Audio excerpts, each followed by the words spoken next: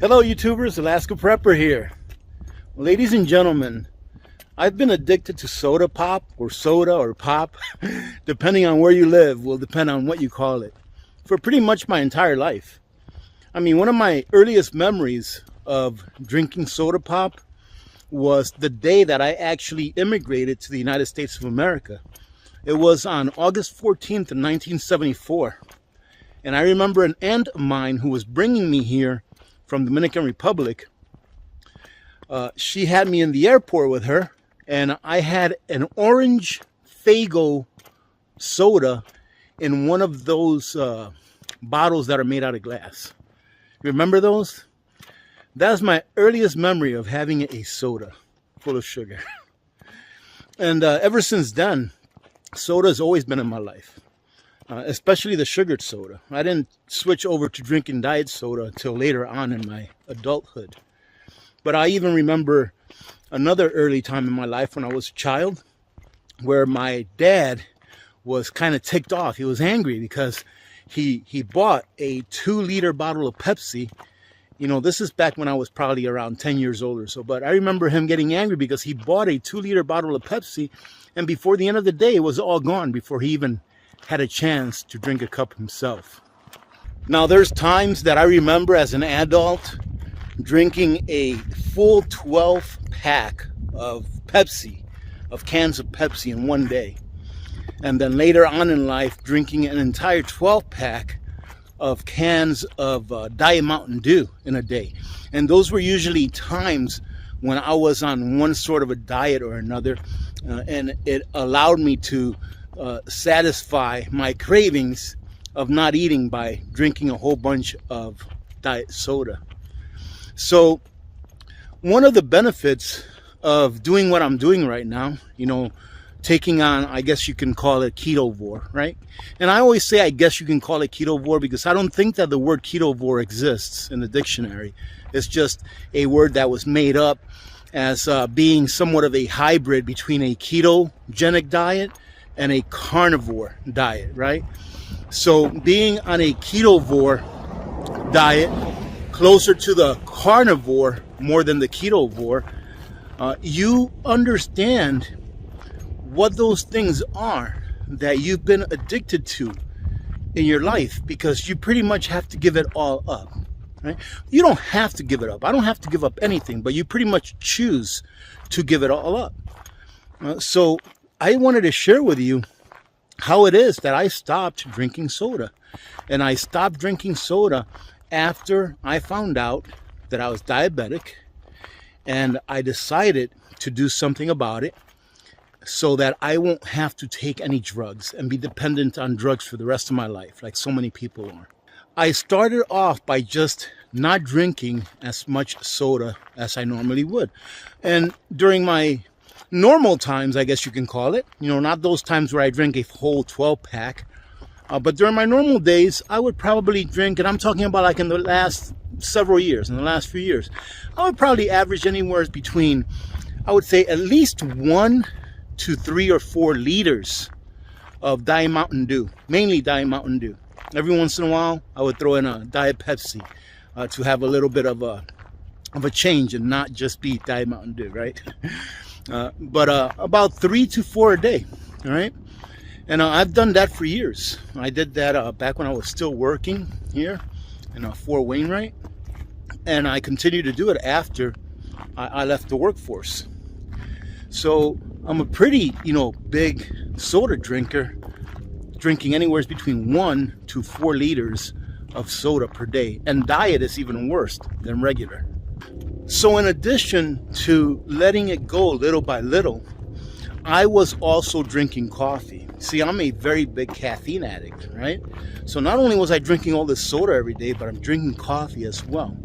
So I actually increased my coffee intake as I was drinking less soda. But that allowed me to get rid of the soda completely. So it took me just maybe about within a month or so. Once I decided, sorry about that, there's a helicopter going up there. But anyways, once I decided to stop drinking soda, it didn't take me very long to be completely soda free. But I went from like 2 cups of coffee a day to like 3 or 4. And now I'm back to about 2 cups of coffee a day. But we'll get to the coffee here in a second. But what got me off of soda completely and really helped me to stay off of it were these True Lemon little packets here. I'll put it up here so that you can see it, probably in the upper right hand corner. But these little True Lemon packets that come in like different flavors of lemon raspberry, lemon watermelon, lemon blackberry, or black cherry, or whatever it is. These things are awesome, and they taste really good. And one of these packets here is enough for me to fill up my 24-ounce bottle, and it tastes really good. So I was having about 3 of those a day for a while. But those have about 3 grams of sugar in them. So I knew that eventually I was going to have to wean off of them. And I did, very easily. I went from 3 a day to 2 a day. And then I went from 2 a day to just 1 packet a day. And then I took that 1 packet a day and I split it up amongst like 3 bottles. So I only used like 1/3 of a packet per bottle. And then eventually I only went to like maybe 1 bottle a day with like half of the packet or 1/3 of the packet in there, etc. You know what I mean? I just weaned myself out of them. And those little True Lemon packets, they really helped a lot. Once I weaned myself off of those True Lemon packets that were flavored and had 3 grams of sugar in them, excuse me, there's a vehicle coming, just a second. I started putting the other True Lemon or True Lime or True Grapefruit packets in my water, which don't have any sugar in them. It's just the powder that is derived from lemon juice or lime juice after all of the water has been, taken away from it. And those really help a lot. And now I don't even use those. So I haven't had any of the True Lemon that have sugar in them or the other True Lemon packets at all, and I don't know, about 2 weeks or so. And then with caffeine, with coffee, I'm trying to let it go little by little, because I've heard a lot of people say that when they let caffeine go cold turkey, that they get some terrible side effects. So I want to do it in a way that it's not going to discourage me from doing it and scare me away from ever trying again should I fail. So with the coffee, the way that I do it is I've been drinking 3 cups of coffee a day, right? So I knocked it down to 2, but 2 full coffees, 2 full cups of coffee, meaning that the coffee was strong, just like I was used to doing it. Well, now that I've been drinking 2 cups of coffee per day for, I don't know, for a while now, for probably about close to a month, what I started doing last week is my first cup of coffee is full strength. My second cup of coffee is only half strength. And then every other week or so, maybe every 2 weeks, I'll go ahead and reduce one of the cup of coffees by like 1/4 strength or half of what I'm taking in now. So let's say in another week or 2, my first cup of coffee is going to be full strength and my second cup of coffee is going to be half of what it currently is, but it's only currently half strength. So it'll really be 1/4 strength of what the original strength was. I'll keep doing that until I'm drinking warm water with a little bit of creamer in it, full cream in it. And then until I'm eventually just drinking warm water instead of coffee and any cream whatsoever. So I hope that that helps someone that's considering, doing something like what I'm doing, changing your lifestyle really. You know what? There's a lot of benefits to this. There really is. A lot of benefits to doing a ketovore or even a carnivore diet. And that is, a lot of people think that it's a lot more expensive to eat this way, but it really simplifies your life. I'm still in the process of eliminating all things that are plants. I'm still allowing myself to have a little bit of carbs in the form of avocados. I think that on a previous video, I said that I was going to give that up, but I wasn't doing it right. I was just going to give it up altogether from one day to the other. And my wife was like, why don't you do it the same way that you did it with soda and how you're doing it with coffee? And I said, that makes a lot of sense, because I already started missing it. After going 2 days without it, I was like, man, I really want it. I was craving it, right? Like really wanting it, because I really liked that. So I went and bought myself another pack, and I'm thinking that pack will last me through about the middle of May. And then I'll get another pack, and then on June 1st, I'm not having any more. So hopefully I will gradually bring it down until I'm only having maybe one of those little cups of avocado spread that they sell at Costco, to where the last day of May, maybe I'm only having a half a cup, and then in June, I'll start with 0, right? So I'll do that as well. It's all about progressing and not regressing. You know what I mean? So as long as I progress towards my goal of not having any of those avocado spreads and not having any carbs whatsoever except for what's in the meat naturally and eggs naturally, then as long as I'm progressing towards that and not regressing, because I'm trying to take everything away in one swoop, then that's better than trying to do it all cold turkey and then failing miserably and then just having to get up the floor because you failed in a big way, right? Nothing wrong with failing, but if you can prevent yourself from failing, then absolutely prevent yourself from failing. You know what, ladies and gentlemen, earlier I said the word failing, and I want to tell you that I was wrong in using that word, because there's no such thing as failing as long as you get up and keep trying and not give up. If you have a setback, let's say a setback instead. If you have a setback and you don't get up and try again, then you failed. But there's no such thing as failing as long as you don't give up. That hamburger that I talked about last week, the one that's 10% liver, which is delicious, by the way. I called it a carne burger. I didn't know that there was a name for it already. I watched a YouTube video. I forgot who it was. But she was interviewing a lady who had been doing carnivore for like the last 22 years. And the lady called that burger, she has the same thing, hamburger with some liver mixed into it. She called it a warrior burger. So I'm like, man, that's awesome. That's a much better word, warrior burger. And I think that I saw a video also with Dante from Ferrigno Freedom. I saw a video with him also where he was having a burger. I think he called it a lion burger because it had a whole bunch of different types of organs inside of it. Although the one that I eat, which is delicious, only has a 10% liver. The next batch, I might have them bring it up to 15% to see if it's a big difference in taste. But right now, that mix is perfect. Who here remembers when I reviewed that Ocotel solar generator and when I also reviewed the Foodie Ninja air fryer? I love this air fryer, ladies and gentlemen. I went ahead and took this Ocotel out from under my house. I keep it under my house so that it can act as backup power during the wintertime for a small heater that I have under my house in case the power goes out. So I took it out just to clean it up because it gets a little dusty, and just to give it a quick check, make sure it's working well. So I put it up here. I'm like, let's go ahead and try it with the Foodie. It should be able to power this Foodie long enough to grill a nice 2-inch thick steak, which is what we're having today. A nice thick, I believe it's about 2 inches thick ribeye. And it's really fatty too, which is what I like about them. But we'll see how the Ocotel, hangs with the Ninja Foodie.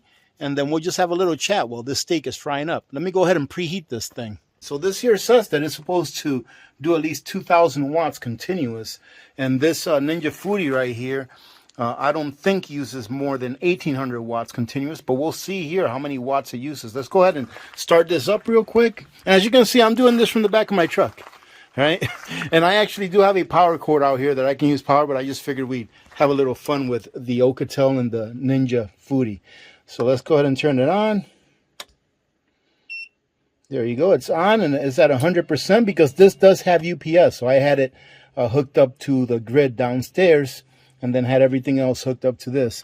And I've already got my Ninja hooked up to that. Let's go ahead and start our Ninja up. Oh, guess what, ladies and gentlemen? First, I have to put on my AC. You'd think that I'd done this once or twice before, huh? That I remember. And there you go. Our AC is on. Now, we can start this. We can put it on grill. One of the things that I really like about this Ninja Foodie is that it comes with a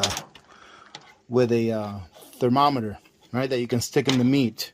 So you just go ahead and put it on grill on high. You can put it on extra high too, but it works great on high for me.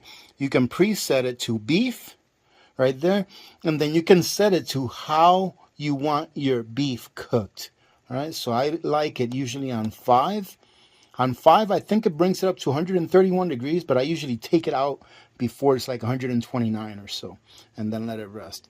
And then all we have to do is hit start, and now it's going to start preheating. And once it's done preheating, it'll beep, it'll say add food, and then we'll go ahead and add our steak. But take a look at this. Right now, while it's preheating, it's drawing 1,354 watts continuous. So remember, we started at 100%. Let's see how many watt hours this machine draws just to cook our steak. And we are being instructed to add food. And let me show you, ladies and gentlemen, why I always say I never recommend that you use a solar generator for a small heater. Because as you can see right here, this, just to preheat this Ninja Foodi, it took 12% of the power. And it's using up roughly the same amount of output as it uses up as a small heater, 1,300 to 1,500 watts. Now the reason it says here that the output is 49 watts is because right now it's preheated, so it's to temperature, and it won't turn on the heating element again until it needs to heat up the inside again. So as soon as I open this up right here and put that steak in, oh, look at that, you see that? It went back up. Oh, it just went back down again so that it can keep temperature. Let's put that steak in there. And here's what the steak looks like, ladies and gentlemen. Let's go ahead and close this up and let it cook. Now, as you can see that once it's preheated, this is the target temperature of the thermometer that I put inside of the meat. I stuck it with it. So this is the target temperature, and this is the actual temperature right now. So usually once this gets up to like 95 degrees or so, something like that, 90, 95, it'll beep and tell us to flip the meat over, and then it'll tell us once this temperature has been reached. And there you go, ladies and gentlemen. When it says get food, it's because it reached that internal temperature. Let's open it up and see what it looks like. Oh, look at that. That is a beauty, isn't it? We're gonna go ahead and grab it out of there. We're gonna put it on our plate. Right, let it rest. And then while it's resting, we're gonna put some of those Warrior Burgers. There they are, Warrior Burgers. These things are awesome. So I won't do this in the future, but these Warrior Burgers, I had Tommy over at Tommy G's put in a little bit of cheddar in them, because the regular burgers that he makes like these are cheddar burgers. So I told him to make me cheddar burgers, but with 1/10 or 10% liver in them. So now what I'm going to do is I'm going to turn this thing off while my other one's resting, turn it back on, and for our Warrior Burgers, I just put it on grill with no presets for 10 minutes. Well, it says add food, so we got to open it, and there you go. And it's already preheated, so it started the timer right away. Usually at 5 minutes, I'll flip them over, and then when it's done at 10 minutes, they're good to go. This is our first really nice warm day. It's like 60 degrees outside today, so it's beautiful. And I noticed that the flies are out. So it's time to go and dig out our thermocell, load it up with some cartridges, and make sure that we have them handy whenever we're doing stuff outside. Because it's not mosquitoes, it's just flies. So it seems like their eggs or larvae had hatched that were preserved over the winter, and now they're out en masse. All right, ladies and gentlemen, this is going to be done in about 15 seconds, but I want you to guess a 2-pound steak and 2 hamburgers. How much energy do you think it took out of the Ocotel 2000 to go ahead and cook that up using the Ninja? All right, 1, 2, okay, this is it, it's done. Look at this. I'm not sure if you can see it because we got a lot of sunlight today, but if you can't see it, that's 46%. That way you understand how much energy these little machines actually take, to include those little heaters that take about the same amount of wattage as this unit does right here. And for those of you that were wondering how that steak came out, look at that. That's at 128 degrees internal temperature. Looks kind of tasty to me. And here's the burgers. Thank you very much for joining in today, ladies and gentlemen. I hope you're getting something out of these little episodes. I have a lot of fun doing it, and I have a lot of fun sharing my experience with all of you. Hopefully it'll help someone here down the road, right? So remember, ladies and gentlemen, that this is the first day of the rest of your life, right? So take life by the horn and eat it one steak at a time. God bless every one of you. I'm Alaska Prepper. I'm out.